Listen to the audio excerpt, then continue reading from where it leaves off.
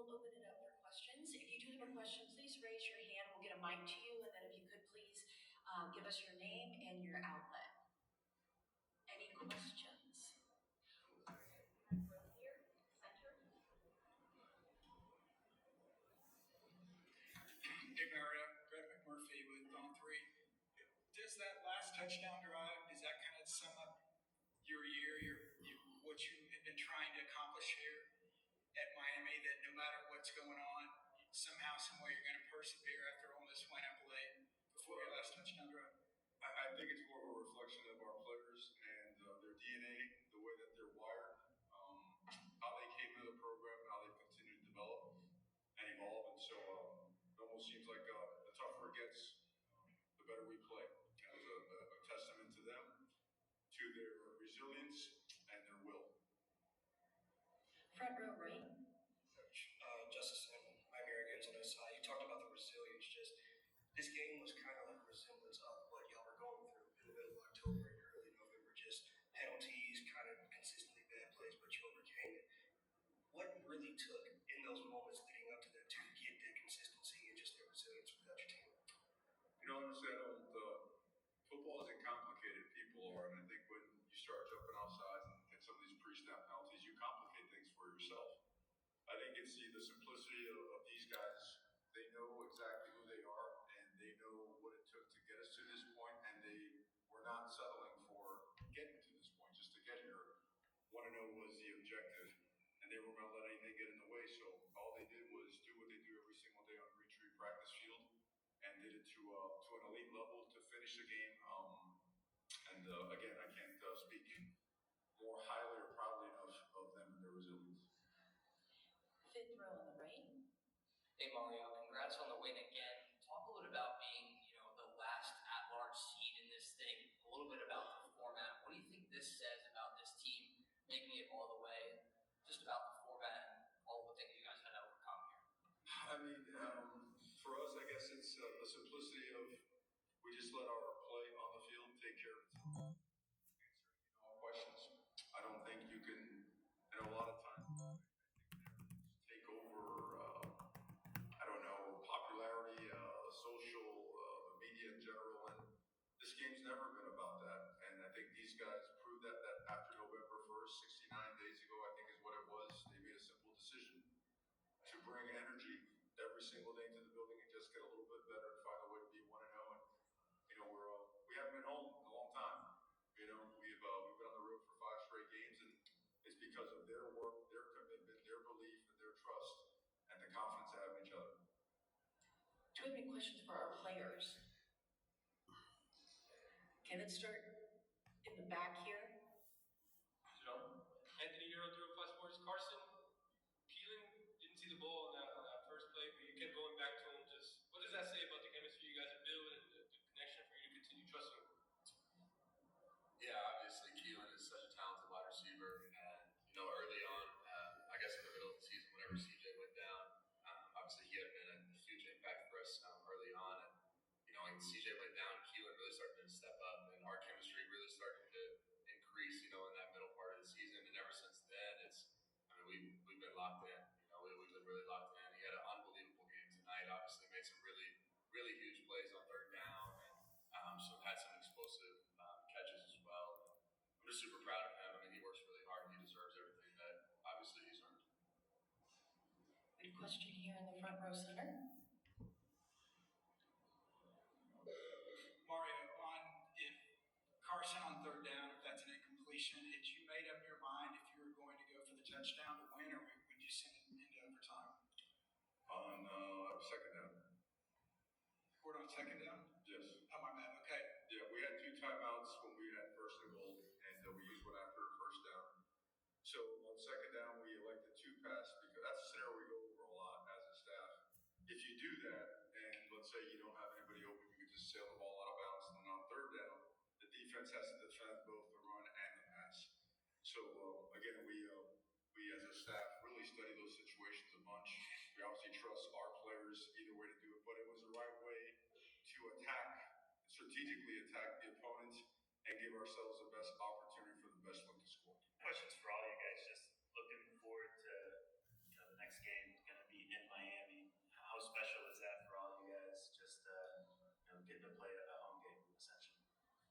extremely excited. We always talk about this, and the fact that we just took it game by game, worried about just that one and up. But the fact that we have an opportunity to go back home, just truly blessed. Yeah, I mean, obviously, I'm super excited. The whole team is super excited to have the opportunity to play not only for a national championship, but play in Hard Rock, where is our home stadium. So I'm just so grateful for this opportunity. One row left. Carson, you're on Georgia teams that played in the 14 playoff and won national championships. What has this experience been like? This team this year would not have been in that field. You were given the chance, and now 3 straight wins. Like, what has this experience of being on this run been like for you? It's been unbelievable. Obviously. Almost exactly a year ago, I made the decision to come to this university. I remember me and Coach Cristobal talking on the phone for the first time. I was sitting in Jacksonville in my house, in my room, and I just had a big smile on my face, and he had a big smile on his face, and he said, let's get to work. And, I believed in his vision. I believed in, what he's been able to build here and add on to the culture of what Miami is. And, man, I mean, what an unbelievable year. And it was never easy. It was never perfect. There was a lot of ups and downs. There was a lot of adversity that not only I faced individually, but that we faced as a team. And we really banded together and showed that we believe in connection, that we don't just fake it, that this team is really a family. And if our team really wasn't like that, I don't know if this wouldn't happen tonight. We really band together. We believed in each other. And we never flinched in the face of adversity. Second row on the far left. Hi guys, congrats on the win. This is Wendy Lopez with Print City Sports. I just wanted to ask you guys about the historic sense of this win. You guys, the program came in 0-4 in this Fiesta Bowl, so the first Fiesta Bowl win for you guys. Just how does that feel to be able to make that type of history for Miami? And then how do you guys just continue to just not let yourselves celebrate too much, because you still do have that one last game? Me personally, tonight's gonna be a great night to enjoy it, but tomorrow I get back to work personally, and I know a lot of the other guys do the same thing. We made a promise to each other that we were gonna get to this point, and I just know that me personally it's go time seriously now. I mean, it has been, but now this is the dream, and it's at home, so it is what it is, and we coming. First, for Coach Cristobal, can you talk about how much Mark has meant to this program, being a local guy, a guy you kept home? And then for Mark, I wanted to know, you're part of a team you're a local guy, and you're helping put the team back on the map. And what does that mean to you? And also, did you kind of feel the spirit of your dad here with you tonight? Mark, I think when I was recruiting him, I have 247 unreturned text messages from Mark Fletcher when he was committed to another school. He was on fire. I'm glad we kept at it. He was always a super special person throughout the recruiting process and became the heart and soul, of this team, and an unbelievable family. He is a reflection of his family on a daily basis, what he brings to the table. And I don't know where to start. I mean, it's the reason that you want to be a coach is you want to be able to somehow be around such elite human beings like this. So we're going to get better, and we still have a lot of work to do, and that's what we're looking forward to. And when I decided to come here, I just trusted Cristobal's plan. So I guess I answered on how many messages you said? I answered 146 unanswered. Well, I just trusted his plan. Oh, man. Be where we at now at this point. We have one more to go. We just truly blessed for this, and I definitely felt the spirit of my dad, as I always do, and I always got. Thanks for calling Discover. They constantly reminded me of that. And when you just have a team like that, when you have defensive players that come to the offensive huddle, the timeouts, just rooting us on and stuff like that, that's just what it's all about. Just how Carson said, it's a real family, and I'm just truly blessed to just be on this team. Truly blessed, and I love them.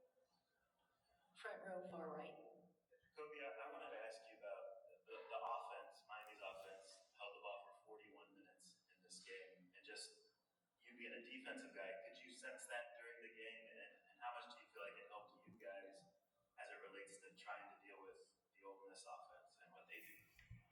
yeah, we knew those guys ran tempo a lot, and I'm extremely appreciative that the offense was able to do what they did tonight. Obviously, it gave us time to get away, really get corrections done, allowed us to make a lot of adjustments. But at the same time, though, like Marcus said, they hold the ball that long.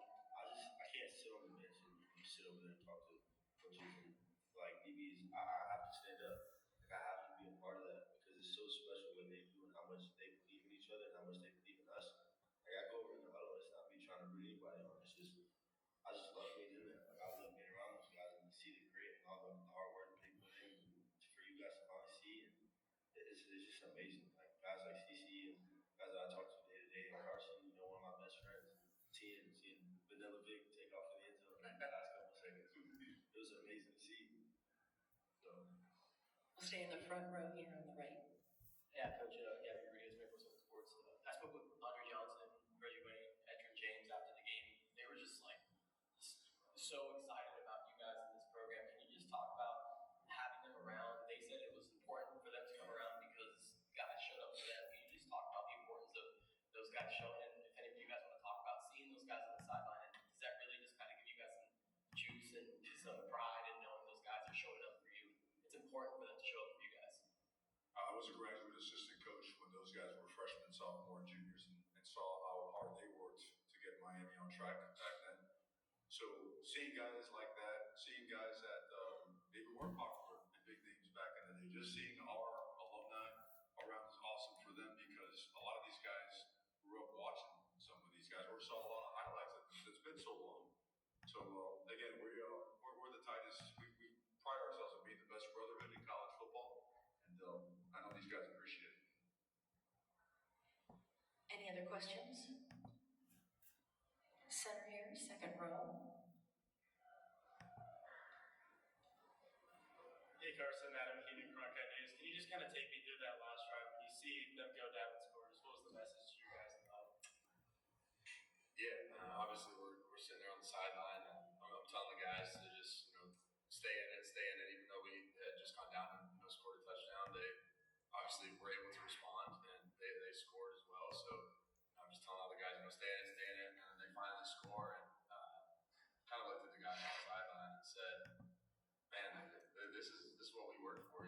This is what we live for. This is why you play the game of football. This is why you come to the University of Miami. Is for moments like this, to play in these big games, to have these big moments. And are we going to respond or are we not? What are we going to do? I told them I love them. I told them whatever happens, that I still love them. I'm proud of them. And I think just looking at the look in everybody's eyes, I kind of felt what was about to go happen." Second row on the left. For Mario, kind of like what I asked Carson, prior to 2 years ago when the 12-team playoff started, this team would not even have gotten a chance to compete for a national championship. What has this been like to your first experience with this bigger playoff, that your team gets that shot at the 11th hour, and now having taken advantage of it and showing people how good this team really is?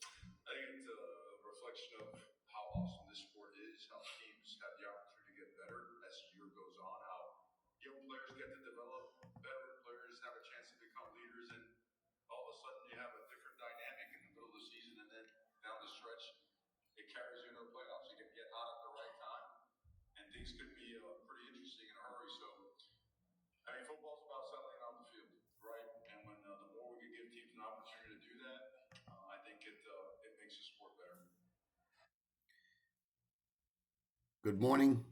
That was Coach Mario Cristobal, Carson Beck, Mark Fletcher, and Jakobe Thomas in the post-game press conference after last night's 31-27 win at the Fiesta Bowl in the CFP Semifinal. Canes are advancing to the national championship game January 19th against the winner of Indiana and Oregon, and that will be on our home field at Hard Rock Stadium. I will give you my thoughts on the win last night. First of all, we didn't win the game with Carson Beck's run. And we didn't win the game on the Malachi Tony TD. We actually won the game when we held Ole Miss to a field goal in the fourth quarter on fourth down We held we punted the ball. They drove down the field. They were going to go take the lead. It was 17-16 at that time. But when we held Ole Miss to a field goal, I really felt the game was won right there because we were going to come back. We were going to get the lead on Mal's TD. And then, Ole Miss got the TD there late in the fourth there. But Carson Beck knew. But we knew. We had 3:13 left. I told the Ole Miss guys in the stands, if you saw that video, I said, game's not over. It's not over. It's not over. It's not over yet. Sure enough, Carson Beck drove us down the field. 15 plays, 75 yards, 2:55 on the clock. He gets the game-winning rushing TD, which, by the way, I think, and Dawson said that was supposed to be a pass to Malachi Tony. But Ole Miss did a very good job covering Tony. So what they did is Carson Beck found an open lane, and he attacked it. He attacked that lane, got the TD, gave us the lead. Defense had to make one more stop to get the win. We got it.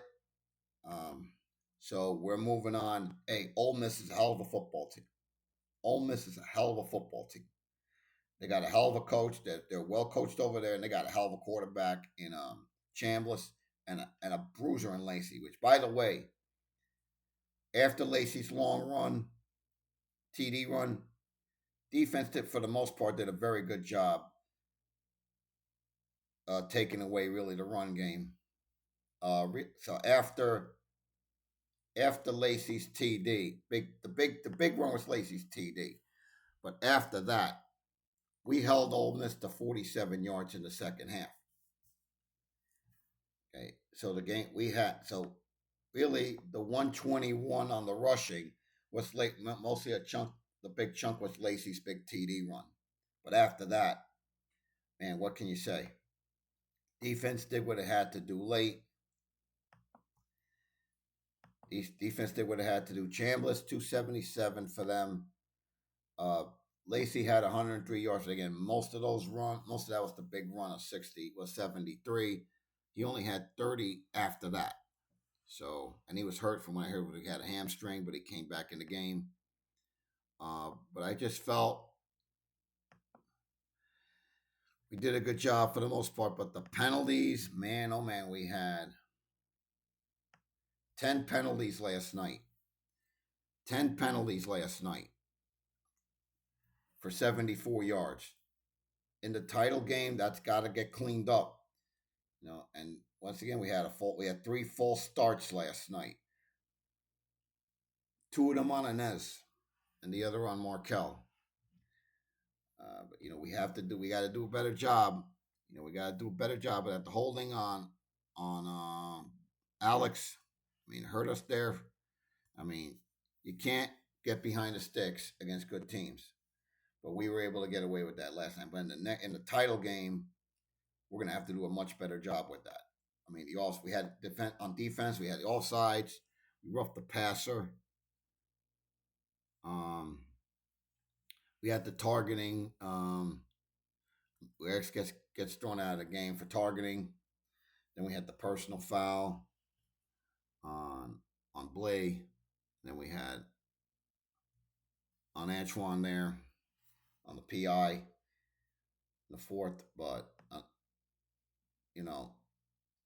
three key penalties in the fourth quarter. You gotta do it. We gotta do big. Gotta show better discipline there. But all in all, when we needed a big play on the X plays, we had 98 yards rushing on big plays of more than 10 yards. That's X plays, 139 passing, gain of 15 plus. Because the TD back through to Keelan. And then Mal had the other TD to Mal. When we needed that play on the final drive, We started to drive. Carson goes to Keelan again for 17. Set us up. Set us up nicely to get the winner. It was a gutty effort. Canes got the job done last night. Now we wait the winner of the with the winner of Indiana, Oregon. So let me give you the report card. Offense, I'm going to give a B. Again, we committed 5. Half of our 10 penalties last night was on the offense. 3 full starts. Got to do a better job cleaning that up. Carson Beck, Mal, everybody did a good, and of course Fletcher in the running game did a tremendous job with that. Defensively, I'm going to give an A. When we needed to stop late on the final drive, we got it. We did what we had to do for the most part. But again, the penalties is something we're going to have to clean up. We've got to clean that up for sure. Again, we committed 5 penalties last night for 50 yards. The targeting, the PI, personal foul, roughing the passer, and then the offsides. Again, neutral zone on the pre-snap. I mean, that's something that can't happen in the next round. Special teams, I'm going to give a B. I mean, we did miss Carter missed a field goal, but when we needed points, we got it. So that was that. I mean, yeah, but no, we didn't get that field goal in the third quarter there. It was 1 for 2. We got the 38, but missed the 51. They hooked there. But very good job overall, especially with the punting. But we did have one that got into the end zone. Couldn't pin Ole Miss back there. But all in all, I felt we did well. We did well. We did what we had to do to get the dub. Now let me give out my game balls. My first game ball I'm going to give is to Keelan Marion.